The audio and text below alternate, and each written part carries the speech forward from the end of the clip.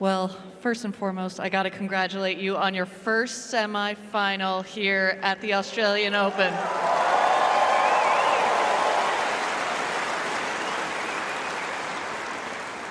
What does it feel like to reach this milestone in your career?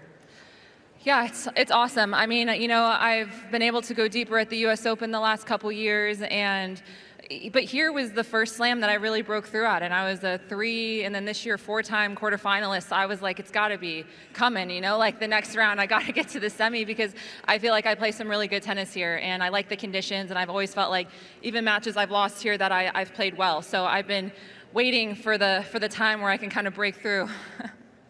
Well, I'd say that's a breakthrough right here. You played so well in that first set, taking the racket out of Amanda's hands, which is no easy feat, that's for sure. What was clicking for you so early in that first set? Yeah, I think, I don't know, went over a lot of strategy. I had a lot of thoughts and ideas that I thought were going to happen, and I feel like I did a really good job of sticking to that and kind of trusting that. Certain patterns I felt like I could take away, certain patterns I felt like I could implement on her.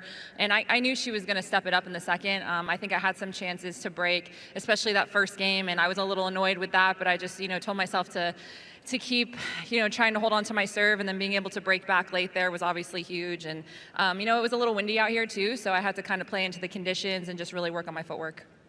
Well, hard critic on yourself there, Jess, because I thought it was absolutely flawless in that first set. But you get in the second set, like you mentioned, and you were serving for the match.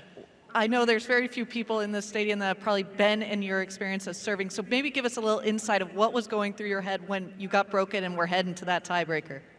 I felt like I was winning a lot of the points. It was just like, I felt like I could win the rallies, and I felt like I could put pressure on her serve. So I just told myself to just gear right back up. You got to win this tiebreak unless you want to go to a third set, and I really didn't want to. So luckily, I was able to kind of switch that flip. It's tough serving it out. I was against the wind. She hit such a big ball, you kind of are screwed a little bit if you're not making first serves, and I didn't make that many. So put in that double, that could have been possibly 40-15, and who knows if I would have closed it out then. But it's always tricky, especially against her, which I feel like when she's down, she really plays with nothing to lose, and that's really dangerous. So I'm happy I was just able to flip that in the tiebreak. Well, you don't have an easy opponent in your semifinal match. Elena Rybakina, you got to see her advance through before you came out to play. You're 3-3 head-to-head overall. I watched the last one that you played in the year-end championships last year. What is the big difference in Jessica Pegula from 2025 to 2026?